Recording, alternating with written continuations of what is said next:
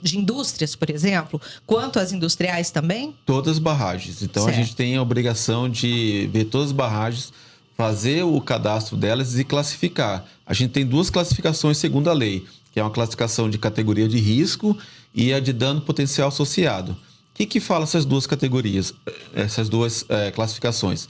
A categoria de risco, ele fala basicamente de como é a característica da barragem e assim e como que está a sua integridade, integridade do barramento. E o dano potencial associado é assim, se romper aquela barragem, quais são os danos possíveis que podem ter em decorrência desse rompimento. E o IMASU fez essa parte, a atribuição dele da segurança, da parte da lei de segurança. Então, o IMASU foi local. Em 2019, o próprio empreendedor estava com a gente na vistoria, então ele acompanhou a gente na vistoria. E lá na vistoria a gente decretou que tinha vegetação no talude da barragem, coisa que não pode ter, então isso causa algumas fissuras. Tinha também algumas pequenas erosões, algumas pequenas fissuras. Isso há 5 anos. Isso há 5 anos. E tudo isso, o proprietário do nosso lado, e a gente falando e notificando ele. E aí, como a barragem não tinha maiores informações, porque ele não regularizou a barragem dele, então a gente não tinha maiores informações. Na hora da gente classificar ela quanto a risco, a gente é obrigado, por não ter informações, classificar ela no maior risco. Então, ela foi classificada no risco alto.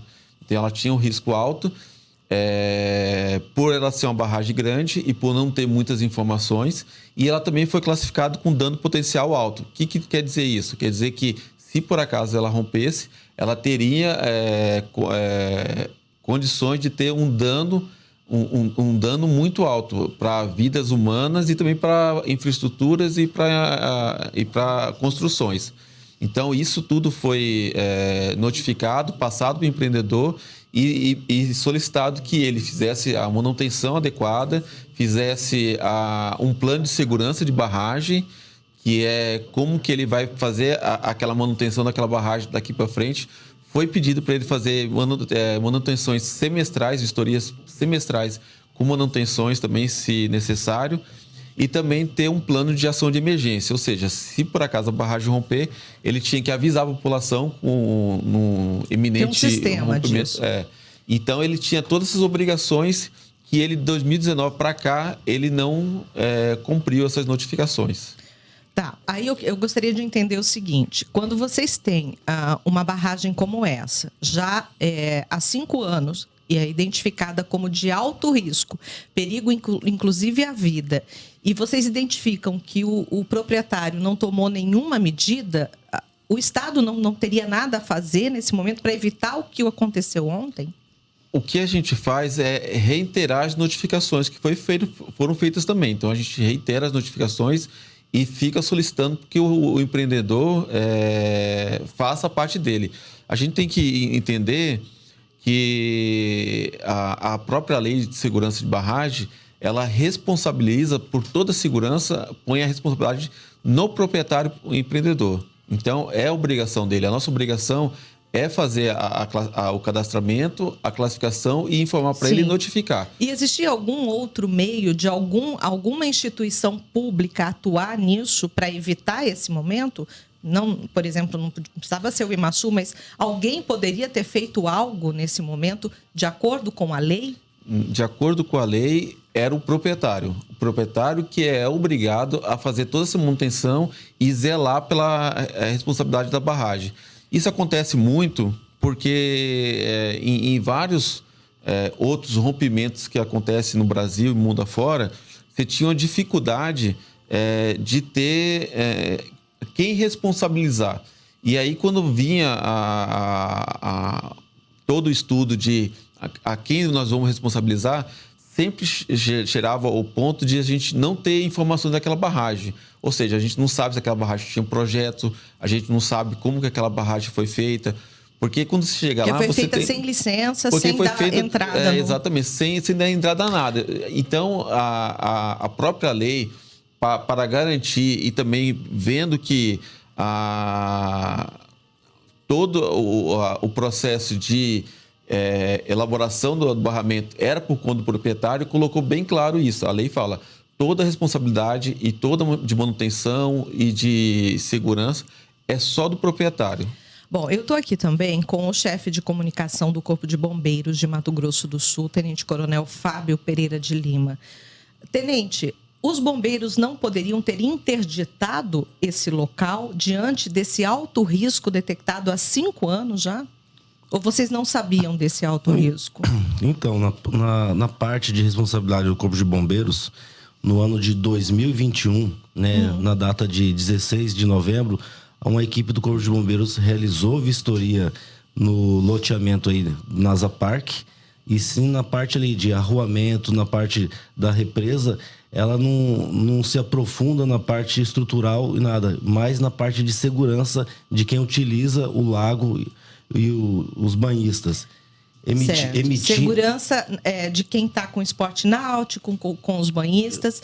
Eu entendi. Desculpa te interromper, sim, mas a gente percebe aqui, isso é uma visão minha, tá? Posso estar muito errada, mas que falta uma comunicação, talvez, entre os próprios órgãos públicos, porque o Corpo de Bombeiros, sabendo de uma informação como essa, vocês talvez teriam interditado esse local? Então, mas aí tem todo um prazo e uma legalidade, né? Foi emitido lá uma notificação e eles tinham prazos, tem prorrogação de prazo, tem tudo para ser cumprido. E um dos requisitos era a apresentação de um projeto, de um processo de segurança contra incêndio e pânico, que foi apresentado no ano seguinte e conseguiram aprovação. Só que entre conseguir a aprovação e a execução dos itens que estão em desconformidade, eles não solicitaram prorrogação de prazo e como também não solicitaram a vistoria do Corpo de Bombeiros, ficando até a data de hoje o empreendimento lá, o NASA Park, toda aquela área irregular perante o Corpo de Bombeiros. Só que, analisando aqui a notificação e os itens que o Corpo de Bombeiros notificou, são itens fáceis de solucionar. Não havia itens em relação à manutenção da barragem, por exemplo. Barragem, assim, não tem competência ou algo para o bombeiro aprofundar nesse sentido. Leonardo. Então, acho que a gente tem que colocar também que a barragem é uma estrutura, uma obra de engenharia que, seguindo todas as normas e tendo um responsável técnico assinando o seu projeto e a sua construção, é uma obra muito segura. Então, a gente tem que colocar esse ponto. E outro ponto, acho que também que a gente precisa colocar também aqui, é que não é porque ele tinha um risco alto que ele estava iminente de rompimento.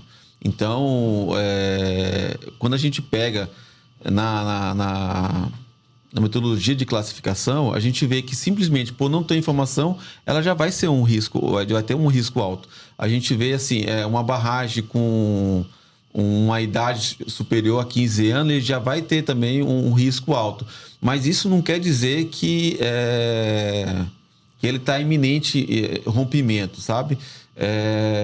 O que quer dizer é o seguinte, que ela precisa sim ter manutenções e vistorias regulares. Por ela ser um tempo maior, por ter um tempo de idade já relativo, por ela ser um tamanho razoável, por ela ter uma altura razoável. Então, a verdade que a gente tem que colocar aqui é que, se houvesse as manutenções, se o proprietário tivesse realizado tudo que na notificação do IMASU que fez, aquela barragem poderia, simplesmente na próxima classificação, de cair de risco de alto para médio. Nós estamos agora ao vivo aqui, por telefone ou por videochamada? Por telefone, com o professor Rubens Silvestrini, que é doutor em ciências, professor da Faculdade de Engenharia, Arquitetura, Urbanismo e Geografia da UFMS. O professor nos ouve? Bom dia. Sim, bom dia, ouço sim. Professor, a informação é de que o senhor conhecia e chegou a fazer também uma vistoria nessa barragem, né? Eu fui informalmente a essa barragem há aproximadamente 20 e poucos anos e eu vi que ela tinha pequenas fissuras. Ela estava bem consolidada, tá? Volto a afirmar isso como afirmei ontem. Esta barragem é uma barragem de terra, tá?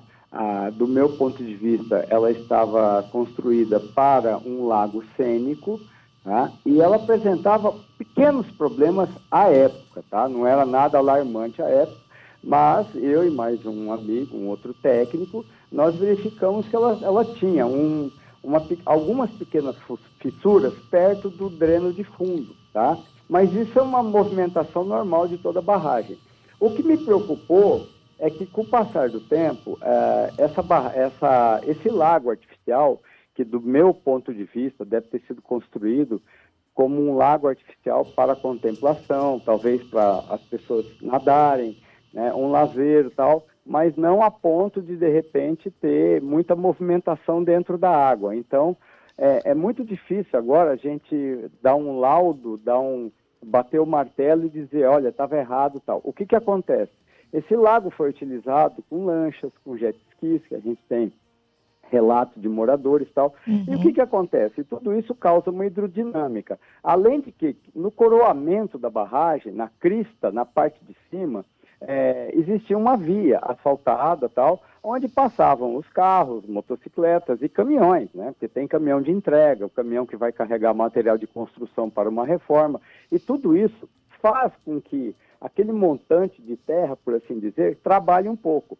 E eu, na época, quando estive lá com mais um colega, a gente olhou aquelas pequenas fissuras e falou, olha, isso aqui no futuro vai ter que ter manutenção, tem que verificar a manutenção dessa movimentação da barragem, porque ela tem um trabalho interno, né, de pressão do peso em cima, o próprio peso da barragem, o peso dos veículos passando em cima, seja de carga ou não, e também a movimentação da água, né, que são pressões exercidas, que isso aí é física, de vários lados, né. E eu não sei a manutenção se foi feita, eu acho que aí é o ônus agora, né, da prova tem que ir por cima dos responsáveis, para verificar, olha, foi feita manutenção, não foi feita? Porque uma das coisas que eu verifiquei por fotografias e colegas me repassaram, que ao longo do tempo colocaram algumas mantas na parte interna, né, onde ficava a água, a montante. Mas a jusante, que é a parte de fora da barragem, a parte seca, eu não sei se fizeram manutenção. Então, essa é uma coisa que o poder público, eu falo, aí seria talvez a Prefeitura de Jaraguari, né, o Corpo de Bombeiro, o IMASU, os órgãos fiscalizadores, cobrar isso. Olha, cadê? Você fez? Tem alguma anotação de responsabilidade técnica de algum engenheiro, de algum profissional da área?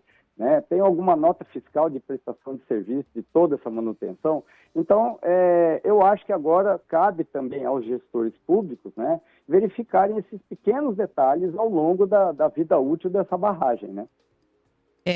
A gente ouviu aí um morador falando que era uma tragédia anunciada e agora, ouvindo todas as autoridades, a gente comprova isso, né? Era uma tragédia anunciada e nada foi feito nesse tempo todo no sentido de tentar, né? Nada que eu falo, lá na barragem, né? Não houve uma melhoria da estrutura da barragem, né? E veja, uma das coisas que me chama a atenção, que numa época de seca, né, já aconteceu essa tragédia. Imagina numa época de chuva, né? Eu tenho preocupação com várias barragens aqui do estado. Eu até elogio uma que tem sensores, tá? Uma barragem com sensores. É uma barragem de conformação de terra com concreto, que é da represa que nós temos aqui, que abastece a água da cidade, da concessionária Águas do Ariroba. Essa represa deve ter sido construída pela antiga Sanemate ou Sanesul.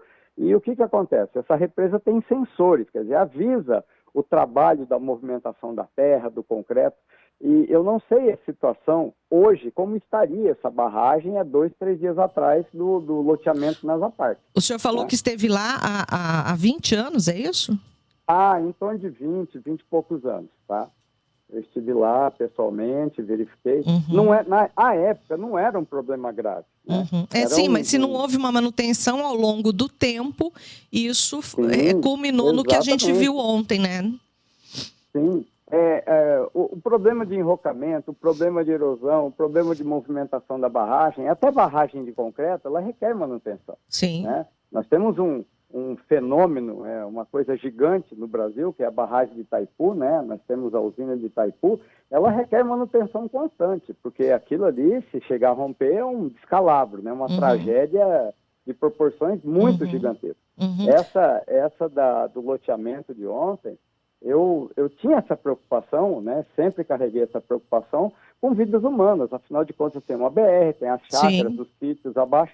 E, infelizmente, as pessoas perderam, né, bens materiais, mas pelo que eu fiquei sabendo pela imprensa, não tivemos perda de vidas humanas. Eu estou com o tenente-coronel dos bombeiros aqui e realmente até agora não há sinais de vítimas humanas, felizmente, né, tenente? A gente reforçar isso. Não, isso mesmo. A nossa preocupação maior desde que entrou a ocorrência para nós, né, recapitulando, às 9h31 tivemos o primeiro chamado através do 93 de uma moradora lá assustada, falando que rompeu a barragem, e aí deslocamos prontamente 6 viaturas e 18 bombeiros. Fizemos já uma varredura de busca ali nos arredores.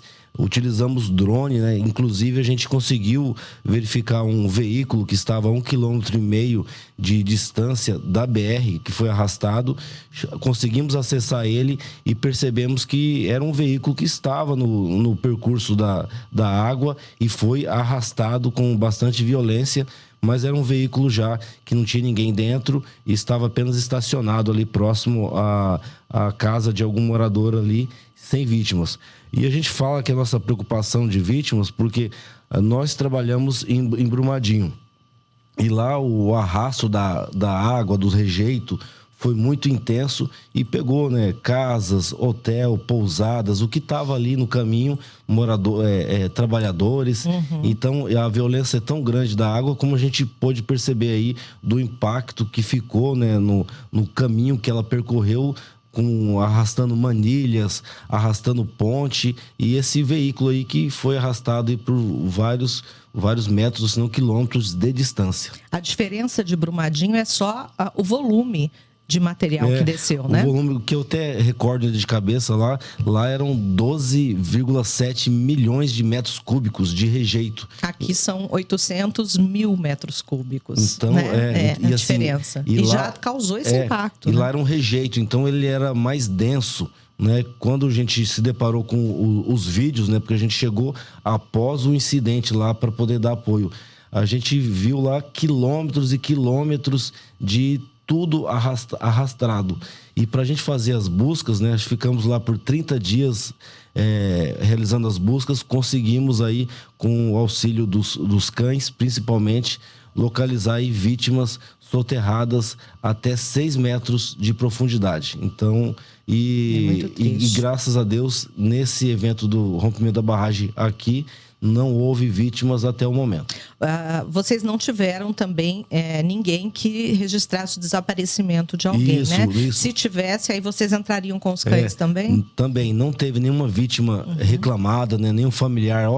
Sumiu algum parente, algum familiar está desaparecido até o momento. E desde que a gente chegou na ocorrência, até o presente momento, a gente continua monitorando. Porque pode, às vezes, uma pessoa que não teve contato ficar desaparecido, mas, graças a Deus, não ocorreu. Professor Rubens, eu agradeço que o senhor está aí com a gente, o senhor conseguir ficar mais tempo com a gente, eu agradeço, porque a gente está fazendo esse bate-papo a 3 aqui, a 4 comigo, né? Eu vou ler, nesse momento, uma nota que foi divulgada pelo NASA Parque, né? Acho importante porque nós tentamos gravar, tentamos ouvi-los, a administração do NASA, mas eles optaram por enviar uma nota. Então, a nota diz o seguinte, abre aspas, a administração do NASA Parque lamenta profundamente o ocorrido na data de 20 de agosto de 2024, que resultou no rompimento de uma parte da estrutura do parque. Imediatamente após o fato, as autoridades competentes foram acionadas e estamos colaborando integralmente para garantir que todas as medidas necessárias sejam tomadas. Nossa prioridade é oferecer todo o suporte necessário e trabalhar para resolver a situação com a maior agilidade possível. Engenheiros especializados já estão realizando um estudo detalhado para determinar as causas do rompimento e propor as medidas corretivas. É importante destacar que o Nasapark opera em conformidade com todas as normas e regulamentos vigentes. Ao ser concebido, o projeto teve manifestações favoráveis do IMASU, incluindo o projeto aprovado pelo Corpo de Bombeiros e os certificados ambientais devidamente validados. Reafirmamos nosso compromisso com a segurança dos nossos moradores, visitantes e colaboradores. Nos colocamos à disposição para esclarecer quaisquer dúvidas adicionais, fecha aspas. Mas eles não apresentaram documentos. Leonardo, eu estou aqui com o Leonardo, que é o do IMASU, gerente de recursos hídricos responsável pelas barragens no estado. Leonardo, ele diz aqui em conformidade com todas as normas e regulamentos. Aí a gente vai ter um problema, porque em relação às conformidades, não tem dentro do IMASU, na parte de gestão de recursos hídricos e na parte de segurança de barragem, nenhum documento que comprove o que ele está falando agora. Pelo contrário, o que tem lá são notificações para eles executarem manutenções, vistorias, inspeções, e até hoje a gente não teve nenhum retorno do Nasapark. Ontem vocês solicitaram essa documentação para ele lá no local? Não conseguimos. A gente conseguiu falar até com uma procuradora deles, mas ela também não tinha esse documento naquele momento. Mas assim, ontem a gente já autuou, já fez uma autuação baseada nas faltas de entrega de documentos e na falta de alguns danos já detectáveis, mas assim, o IMASU ainda não é a última autuação. Ainda tem que ver, a gente está fazendo agora toda a medição, a extensão do dano ambiental, porque é o que nos cabe agora, para a gente fazer, ver qual que foi o impacto todo que realizou o rompimento da barragem, para a gente calcular esses danos e fazer uma nova autuação. E entre hoje e amanhã também já está notificando de novo para ele entregar todos os outros documentos que ele não entregou nas outras notificações que a gente fez. Professor, o senhor nos ouve? Sim. Professor Rubens Silvestrini, que é doutor aí em ciências e professor da Faculdade de Engenharia lá da UFMS, esteve nesse local numa vistoria informal há cerca de 2 décadas e já havia detectado algumas fissuras. Eu pergunto para o senhor, essa estrutura toda, se ela tivesse que ser adaptada para os esportes que estavam sendo feitos ali, o que mudaria nessa barragem? Bom, a primeira coisa é quando você faz uma barragem de terra, tá? Você não está usando concreto armado, você está compactando, adensando um volume gigantesco de terra. É recomendável sempre que você utilize terras de outros lugares. Você vai buscar sedimentos, vai buscar algumas pedras, tá? E você vai fazer a mesma compactação, só que com uma terra não do local, tá? Estou falando de uma linguagem bem simples. Então, você traz terra de fora, porque é como se a terra local ela tivesse um certo vício de umidade, de matéria orgânica. Então, a primeira coisa para uma barragem de terra é você extrair de outro local, tá, esses sedimentos, essas terras, para que você faça uma boa base, bem compactada, bem solidificada, com uma terra, vamos dizer assim, em vez de ser silvestre do local, ser uma terra exótica ao local, ser uma terra diferenciada. Ali, pelo que a gente constatou, foi utilizado o mesmo solo, tá, do próprio local, que é um solo mais arenoso e tal. Então, aí eu já eu como técnico, não aprovaria terra do mesmo local. Além disso, uma barragem de terra ela tem que ser muito bem adensada, compactada. Quando eu verifiquei em loco que existiam, como eu volto a dizer, tá, pequenas fissuras, tá, que não era um problema grave na época, do lado do jusante da barragem, a parte de fora, não a parte de água, eu com mais um colega, nós pensamos e recomendamos, olha, aqui futuramente é bom fazer a manutenção, está muito perto do dreno de fundo, né? Uhum. É o dreno que escoa a água normalmente ali em época de muita chuva, quando a barragem está muito cheia. Agora, ela era estruturada apenas no próprio peso, né, na própria compactação.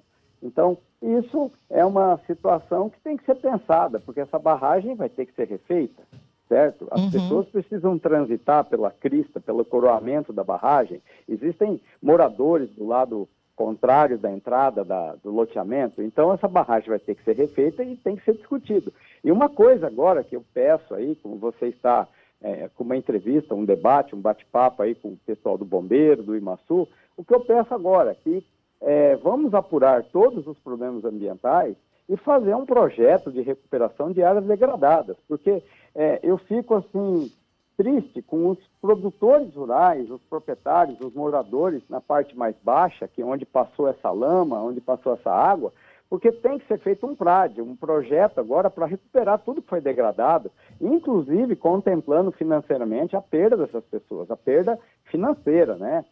A emocional não tem como repor, essas pessoas vão ter que se tratar muitas vezes psicologicamente, o susto é muito grande, né? Mas como eu falei, não perdemos vidas humanas, que bom, mas tem que fazer a recuperação das áreas degradadas. Essa lama vai ser retirada. Outra coisa que me preocupou ontem, além da perda material, da perda da produção animal, né, dos peixes, galinhas, os suínos, como é que vai ficar agora a recuperação da mata ciliar? Aí eu invoco o Imaçu. O Imaçu vai fazer uma colaboração aí ao loteamento, que eu acho que cabe agora os técnicos do Imaçu colaborar e falar, não, pode ser uma recuperação natural, porque a lama não afetou tanto, mas a mata ciliar, a área de preservação permanente, né, desse talveg, esse fundo de vale, tem que ser recuperada. Eu acho até que pode ser recuperada naturalmente, mas vamos ver, será que vai carecer de plantio de novas espécies florestais, arbustivas, né? Leonardo, vamos lá. Então, só para avisar o professor que essa parte da recuperação da área degradada já foi, o proprietário já foi notificado, então a gente já fez a notificação. Ótimo. E assim, e como funciona? Como a gente colocou assim, o Imaçu não é executivo, então não é o Imaçu que vai determinar como que ele vai recuperar. Ele vai ter que nos entregar um plano, projeto, né, de né, recuperação assinado por responsáveis técnicos, e aí sim a gente aprova ou não a recuperação do jeito que ele foi proposto, e a gente acompanha. Mas isso aí já foi notificado já. Então, essas primeiras notificações de recuperação, de responsabilização de danos, isso a gente já fez já. O que a gente vai continuar fazendo medindo toda a extensão do dano, que a gente não tem tudo ainda, e aí continuar notificando o proprietário para fazer o que for necessário para recuperar aquela área. Excelente. Boa atitude.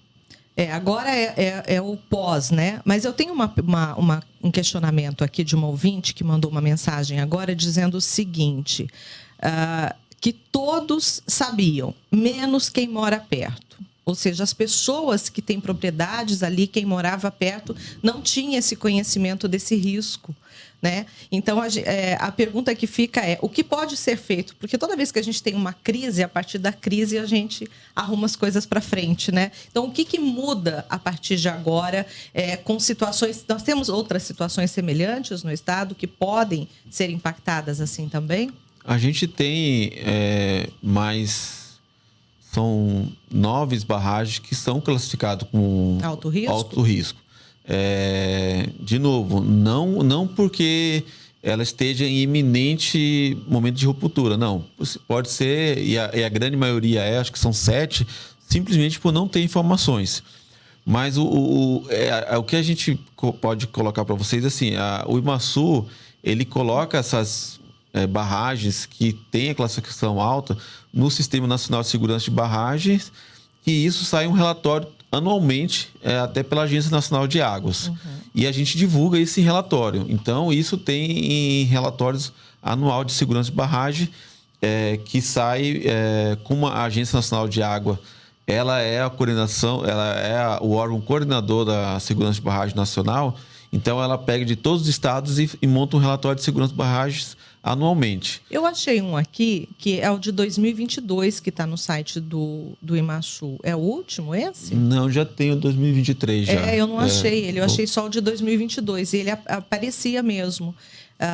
algumas barragens com risco, é que a gente tem só a geolocalização aqui, teria que verificar no mapa, né? Mas eu acho que compensa a gente, como falou, agora é a hora da gente pensar como a gente poderá melhorar tanto a divulgação e também outros procedimentos para que não ocorra mais. Então, acho que isso é uma coisa que a gente pensa como fazer. Talvez a gente coloque essas barragens no site do IMASU com uma chamada mais coisa, porque a divulgação conforme legislação é feita, né?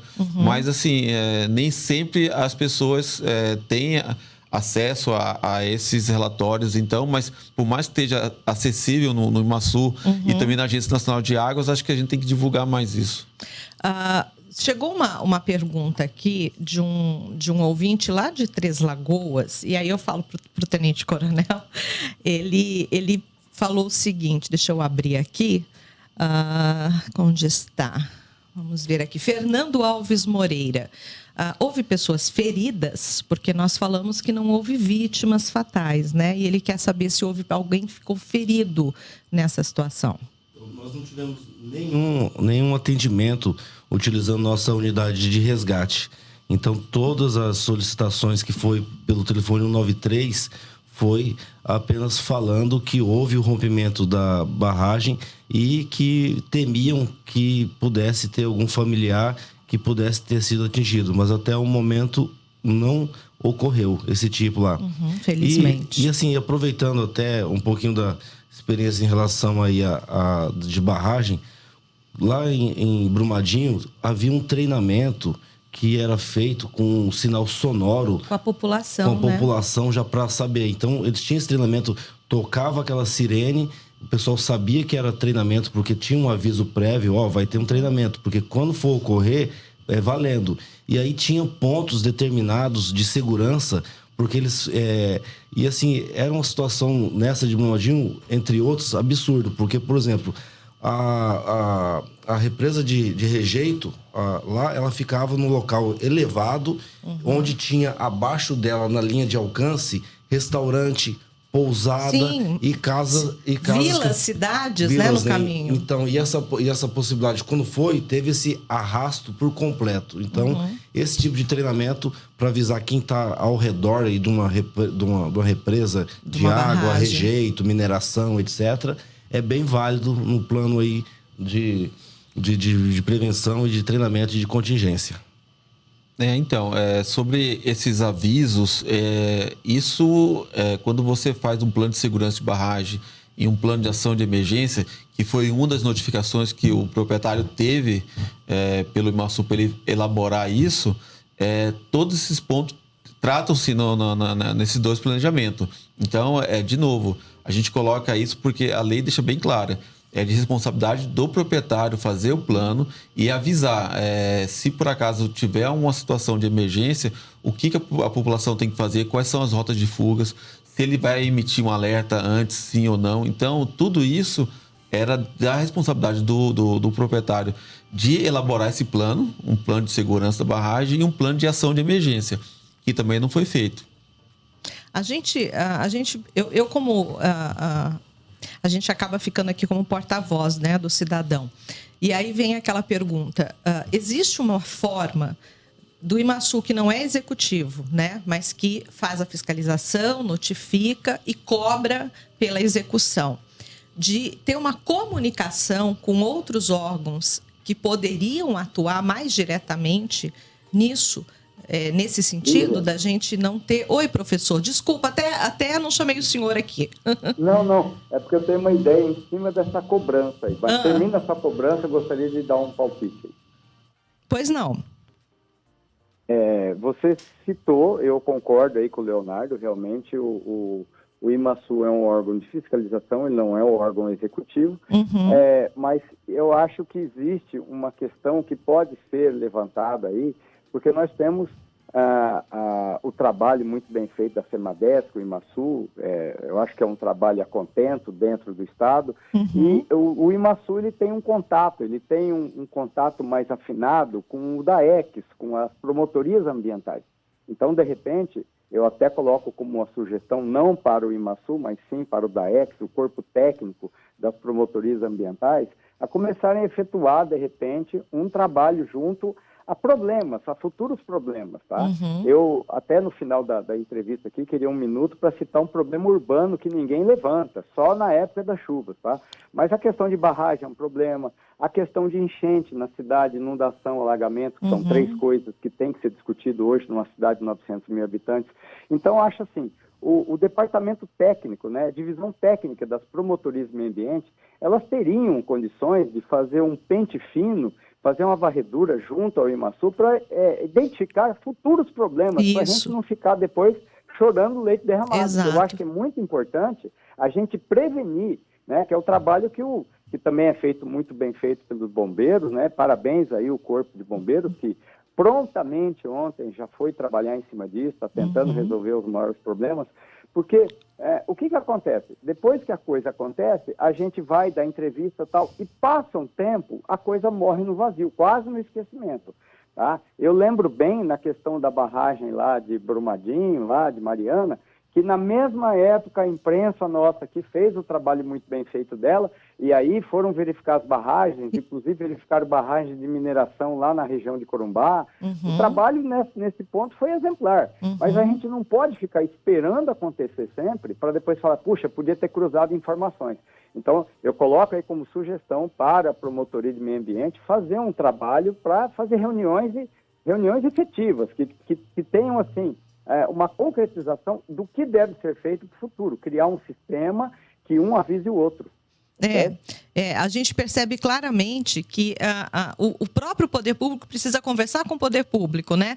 Eles trabalham em esferas diferentes e quando a gente vê uma tragédia ou vê uma situação assim, aí a gente identifica que se tivesse havido uma comunicação, uma busca de informação lá atrás, talvez teria sido evitado o problema atual, né? Exatamente. Então, mas nós vamos cobrar isso do Ministério Público, sem dúvida. Eu acho que o Ministério Público tem um papel fundamental também nisso. É que hoje não tem como trazer todo mundo aqui no estúdio da CBN em Campo Grande, mas a gente vai ouvir sim, é importante. E eu acho que esse é o momento de olhar para frente, né? Não adianta a gente agora ficar apontando, olhando para trás. Já aconteceu, o que precisa é corrigir para não ter eventos futuros como esse, né? Lígia, eu poderia dar um palpite na relação da parte urbana, não tem a ver com barragem desse caso, mas eu queria levantar aí uma questão. Pois não. Eu como docente das disciplinas, inclusive de infraestrutura urbana, né, eu tenho sempre essa preocupação de alertar os futuros técnicos, profissionais, os meus alunos, falar assim, olha, se um dia vocês tiverem um cargo público, prefeitura, estado, por favor, olhem com atenção os pontos de inundação da cidade de Campo Grande. Que Campo Grande começou a crescer muito nos últimos 20 anos, impermeabilizando o solo, que é normal, as construções, a pavimentação asfáltica, a cidade expande, ela cresce. Só que nós temos hoje, com certeza, uns 10 pontos crônicos, problemáticos de inundações em época de chuva. Nós estamos em época de seca, ninguém dá bola, ninguém presta atenção. Mas a gente que é técnico sabe a tragédia que pode vir a acontecer. Nós temos uns problemas sérios em fundo de vale dentro da cidade de Campo Grande, passando pelo centro da cidade de Campo Grande. Né? Nós ficamos, para quem não sabe, 10 meses sem a Avenida Ceará porque o pontilhão foi levado. Você imagina se isso acontecer novamente, a massa de água passando pelo pontilhão da Ceará ali na Fernando Correia, tá? Novamente, além de atrapalhar o trânsito por quase um ano, né? Daquela vez não tivemos vítimas pelo horário. Só que eu infelizmente, eu tenho medo do que possa vir a acontecer no futuro em Campo Grande. Né? Nós temos problemas sérios, são seríssimos, e eu já adianto, tem que ser levado em consideração quais são as medidas efetivas para isso. Né? Professor, é muito grave o que o senhor nos traz. Eu deixo aqui já combinado com o senhor que nós vamos voltar a falar sobre isso, até para a gente alertar as autoridades responsáveis exatamente por essa situação que o senhor está nos colocando. Inclusive, a gente tem falado muito isso aqui na CBN Campo Grande, né? Sobre o que precisa ser feito na infraestrutura da nossa cidade, sobre essa questão aí que nós temos, inclusive, a cidade mais quente também por causa do aumento da pavimentação, do calçamento, né? Além né? Então, tem várias consequências aí. Então, já fica aqui, a gente vai voltar a falar com o senhor sim, tá bom? E olha, eu me coloco à disposição e você falou bem, São Paulo, por exemplo, que é uma grande cidade com 39 municípios conurbados, né? É uma massa de concreto. São Paulo, não vejo saída mais para São Paulo. São Paulo praticamente virou um buraco de concreto, né? E a chuva sobe. E dentro, a água sobe em dia de chuva. E dentro da cidade de São Paulo, ela é 4 graus, 5 graus mais quente que fora da cidade. Então, esse calor, essa ilha de calor, é um problema também a ser pensado, a ser discutido. Me coloco à disposição pela Universidade Federal, pela Faculdade de Engenharias, Arquitetura, Urbanismo e Geografia, tá? Estamos sempre à disposição para levantar essas questões, porque acho que a função do pesquisador não é apenas a docência, né, o ensino, é também levantar questões técnicas para que a cidade melhore, né? Claro. Coloco à disposição de vocês. Professor, muito obrigada mesmo pela sua participação aqui. A gente volta a se falar depois, tá bom? Bom dia para o senhor. Bom dia. Bom, vamos falar de futuro, então, aqui? Qual a próxima etapa agora? No caso do Imaçu, Leonardo, vocês fizeram todas essas notificações, ele tem prazo para cumprir todas essas exigências, né, que tem nessas notificações. E aí, é claro que tem multas já agora porque passou em decorrência de todo esse desastre que aconteceu, mas pode ser feito aí um planejamento, porque eu imagino que o condomínio lá possa querer reconstruir isso, né? Ter uma barragem específica para a prática de esportes. Então, é um processo que vai começar do zero aí. E qual é aí a proposta, então, daqui para frente? Por parte do Imaçu, agora a gente vai avaliar, fazer a medição dos danos. Agora, depois que já houve o rompimento, então a gente vai fazer a medição dos danos ambientais e cobrar reparação. Então, a gente tem a lei que já determina quem é o responsável, responsabiliza já o proprietário, e ele, sendo o responsável, ele vai ter que reparar tanto o dano ambiental, como o dano também de infraestruturas, também o dano social, se houver, né? Então, a parte do Imaçu agora é mais fazer a medição e reparar. E solicitar a reparação desses danos. Esse cálculo já foi feito? Vocês têm estimativa? Ainda não. Ontem a gente levantou os drones, a gente viu até onde que foi a mancha de água da inundação pela rompimento da barragem. Qual então, foi essa extensão? Foi mais de 5 quilômetros. Chegou quase a 6 quilômetros, mais ou menos 6 quilômetros de distância. Atingiu ali o Córrego Botas ou não? Chegou perto? Não, Córrego Botas não. Não passa ali? Não é ali?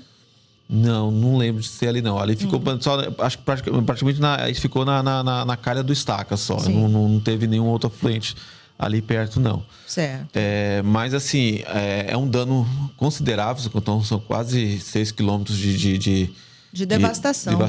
Que ele precisa recuperar, além de toda a infraestrutura que foi perdida também. Então, a gente sabe que a CCR Via até está fazendo da estrada, mas assim, ele pode ser cobrado também até pela CCR Via por alguns danos. Então, além dos moradores ali. Além dos moradores, né? Todos. Claro. Porque os moradores ficaram isolados também do residencial, né? E tem morador que perdeu, inclusive, a sua renda ali. Sim. Né? O criador de suínos que tinha ali, com uma área de horta que era sobrevivência, era uma agricultura familiar ali. Sim. Isso tudo foi levado pela lama, né? E todos esses órgãos, porque é isso que eu falo, a parte do Imaçu, mais agora vai ser medir os danos ambientais, mas já está a Polícia Civil, também Corpo Bombeiro e Defesa Civil também, que já estão fazendo todo esse levantamento para saber todos os prejuízos de terceiros que foram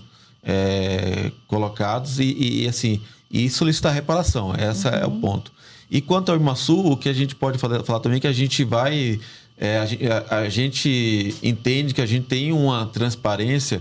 A gente estava até lembrando que a gente tem um painel de segurança de barragem, Hoje ele está fora do ar, porque hoje a gente tirou ele do fora para a gente atualizar uma questão só, mas amanhã ou depois já deve estar no ar de novo. Mas até ontem estava no ar. Na página dos recursos hídricos? Na parte de recursos hídricos. Então, ele tem um painel de segurança de barragem onde fala quantas barragens já foram cadastradas, quantas barragens já foram classificadas, quais estão em risco alto. Então, a gente tem esse painel também disponível para a sociedade. O senhor falou que em torno de 9 barragens no estado hoje apresentam alto risco. Essas barragens, todas são em áreas rurais assim ou tem alguma industrial? Não tem nenhuma industrial. Todas em área rural. Tá? O senhor lembra os municípios?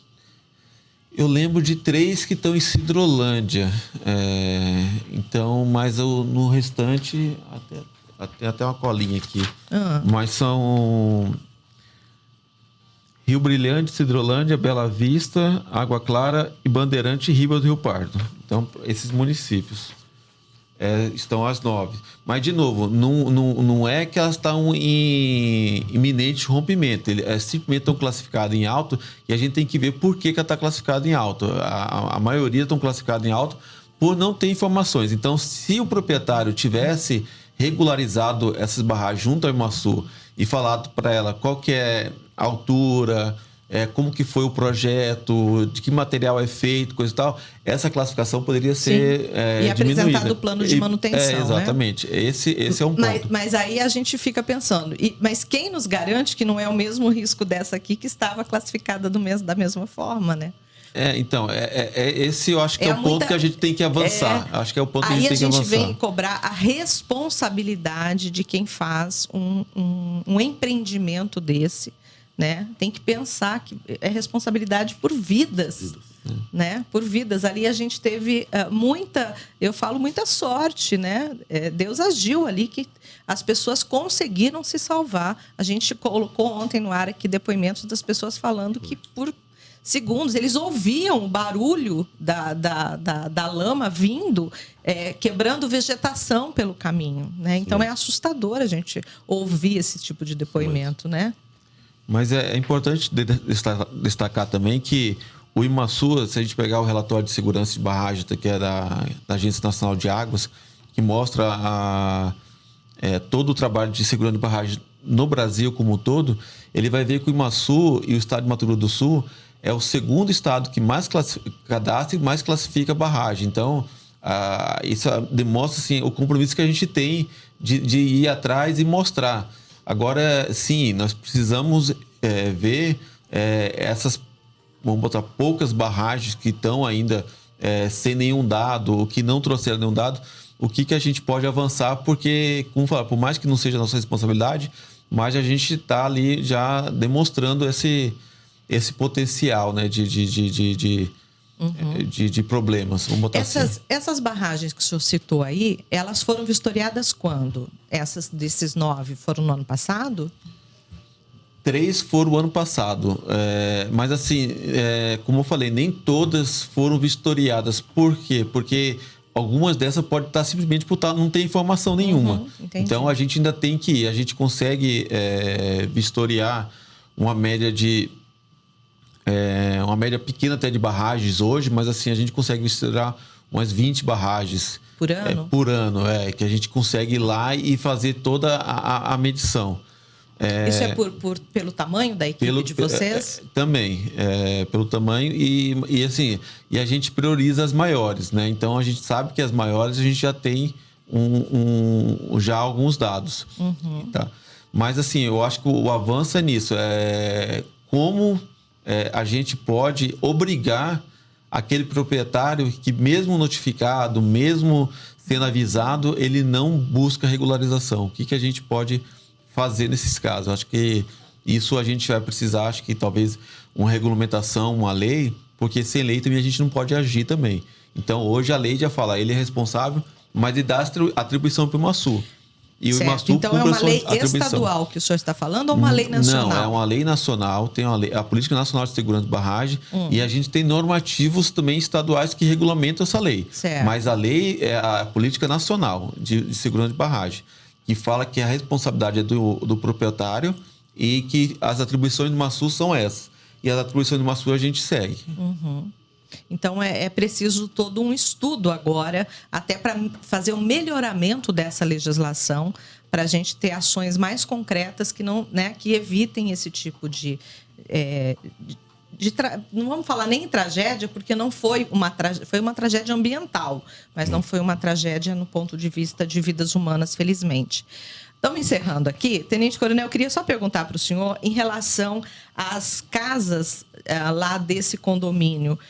Alguma delas teve a estrutura atingida? Teve comprometimento dessa estrutura? Porque a gente está falando sempre ali da parte da barragem para cá, né? E não da onde o lago, quando estourou ali, pode ter atingido a estrutura das casas. Sim. Dentro do condomínio, do loteamento, nada ali foi atingido. As casas que nós identificamos, né, 3, né, principalmente, que a gente conseguiu verificar, essas foram praticamente totalmente destruídas pela força da água, né, destruindo cômodos, levando todos os pertences e imóveis dos moradores. E a ação do Corpo de Bombeiros, desde ontem, uma equipe de vistoriantes técnicos, ele deslocou até o local para fazer verificação e também fazer a parte de responsabilização perante lá. Identificou que a empresa, ela tem sede, a empresa responsável tem sede aqui em Campo Grande. Uhum. Deslocou ontem, na data de ontem, até o endereço do CNPJ dela. Chegando lá, não encontrou ninguém, mas conseguiu falar via telefone. Hoje, nesse momento, agora, essa manhã, a nossa equipe está em contato com o responsável pela empresa para realizar, já confirmado, a notificação, que a gente está reiterando essa notificação de 2021, dando prazo para que cumpra o que está aprovado no projeto. O projeto aprovado, ele tem um monte de requisitos que é para obrigatoriamente serem implantados e cumpridos. Com isso, ele vai ter um prazo para poder cumprir. E no caso, como já faz um bom tempo, caso, né, não cumpra, ainda está sujeito pela nossa legislação, que é uma lei muito eficiente, que é a Lei 4335, aprovada em 2013, que essa foi no ano do incidente, coincidentemente, da Boate Kiss. Meses depois, nós conseguimos aprovar uma lei bem eficiente, que é a lei de legislação contra incêndio e pânico.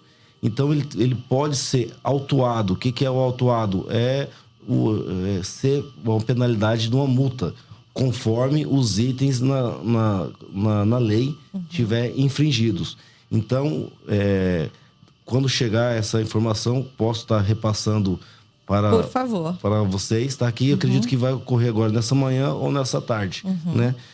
Já solicitei e estou aguardando aqui. Então, a parte do bombeiro a gente vai estar acompanhando, assim, junto com esse trabalho que desde, né, foi uma força-tarefa elencado aí, né? IMASU, Defesa Civil, PRF, Polícia Militar, CCR, vários órgãos juntos para poder a gente sanar. E aí ressalto aqui, bem colocado aí por você, a questão de não ter a gente ceifado, não ter perdido nenhuma vida até o momento, porque o nosso trabalho que deixa muito triste é quando acontece alguma tragédia e vidas são levadas. Então isso aqui serve de um alerta para que a gente possa sempre nos preparar e juntos, né, bem colocado, né, de unir forças aí, né, IMASU, Corpo de Bombeiros, Defesa Civil, para que a gente possa... Ministério Público agora, né, que tem um papel fundamental aí.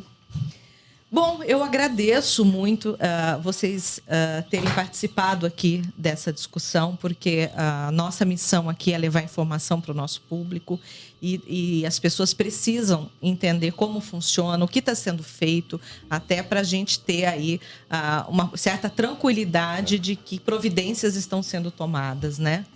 Muito obrigada pela participação, viu? Muito obrigado e bom dia a todos. Muito obrigado, agradeço aí e um bom dia a todos. E nós estamos aqui à disposição para poder... Nós vamos continuar acompanhando isso, né? Porque ainda tem muito desdobramento disso, então nós estamos à disposição também para receber essas informações e divulgar para que isso chegue de uma forma fácil aí. A gente sabe que o rádio ajuda muito nessa hora. Eu conversei aqui com o Tenente Coronel Fábio Pereira de Lima, que é o chefe de comunicação do Corpo de Bombeiros Militar de Mato Grosso do Sul, e com o gerente de recursos hídricos do IMASU, Leonardo Sampaio Costa, que o setor dele é justamente o setor responsável aí pela fiscalização das barragens em todo o estado, e tem muito trabalho pela frente agora. Muito obrigada, viu, Leonardo? Um bom dia para vocês. Bom dia a todos. Bom dia.